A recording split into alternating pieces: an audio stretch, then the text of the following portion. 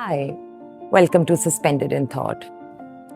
This week, I want to talk about how there have been a few moments recently where my 5-year-old daughter has asked us questions that have completely stopped me in my tracks. Not because I didn't understand them, but because I didn't know how to answer them. And more importantly, because I realized that in answering them, we're shaping how she understands the world and then hence interacts with it. For context, the first was she asked us, how do we know anything? Not how we learn things, but how did the first person know? Where does knowledge come from?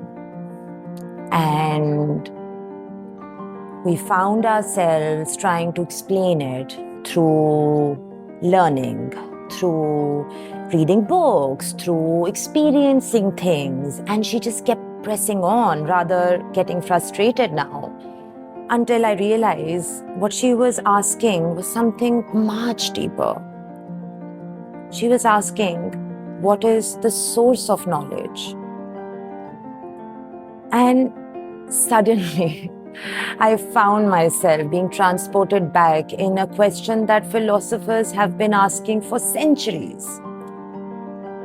Is knowledge something we discover, or is it something that we carry within us? Then, this other day, she woke up from a dream, a nightmare actually, and teary-eyed, she asked me, Mama, are dreams real, or is this real? And those of you who know me know I was completely speechless, because I've heard that question before. I've read about it. I've even taught about it. And answering it in a classroom where you're having intellectual debate is very different to answering it simply for your child. Because I'm not just explaining an idea, I'm actively shaping how her understanding of reality itself. And sure, I tried to explain it through what we can touch, what we can feel. And even as I was saying it, I could just feel how fragile that answer felt for her. And she just wasn't convinced. I wasn't going to go into a whole Cartesian argument though. And then just the other day, she asked another question. We're eating dinner and suddenly she asks, why is this a chair and not that? And she's pointing towards a table. At first, it felt simple. So I found myself giving her a watered down philosophical argument of explaining it through function, through its essence and purpose, which is that a chair is a chair because we sit on it, and that's what makes it a chair. But in doing so, I realized what I was actually doing. I was telling her that something is because it's defined by what it does. And I just had to pause. Because suddenly what felt like a simple question or an answer was actually concretely shaping how she understands and relates to the world and everyone in it. Because these questions on what is knowledge, what is real, or what is something, they may sound simple and basic, but they're not. They're foundational. And perhaps that's why they come so naturally to children, because they're creating their world. And so much of that's really stayed with me. Not just the questions, but, but honestly, what does it mean to answer them?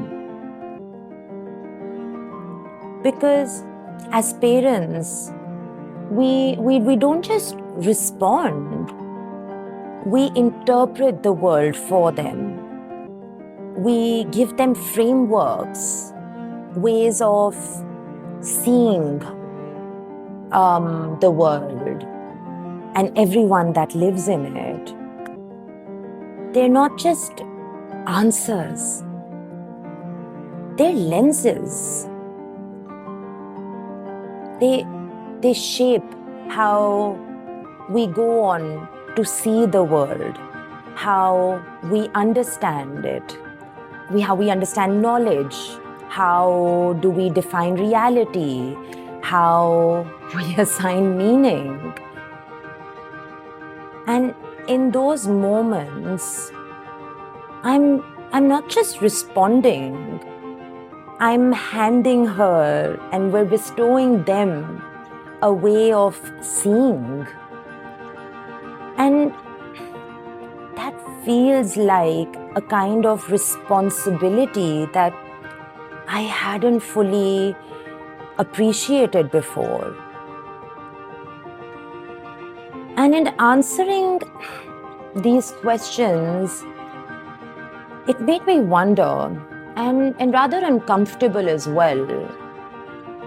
Because I wondered, when did we stop asking them ourselves?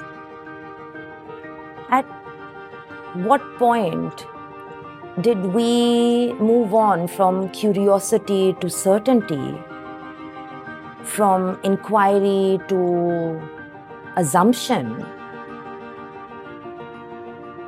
Because the truth is,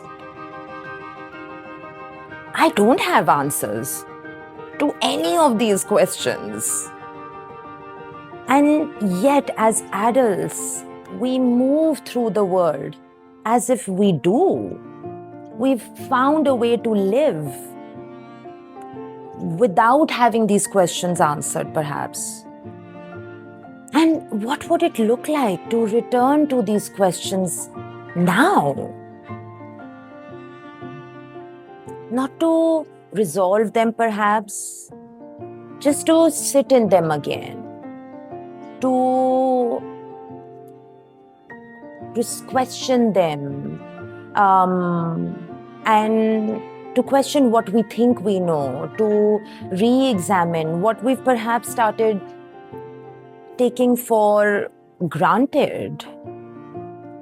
Because how do we define anything for someone if we're no longer questioning it ourselves, or if we don't know what that thing is to start off with? What do you think? When did we stop asking these kind of questions? And what do you think might change if we started again? Would love to hear your thoughts. What resonated with you? What else you can add? If you know the answer to any of her questions, definitively, please do share. Would love to hear your thoughts. I hope you have fun being suspended in thought.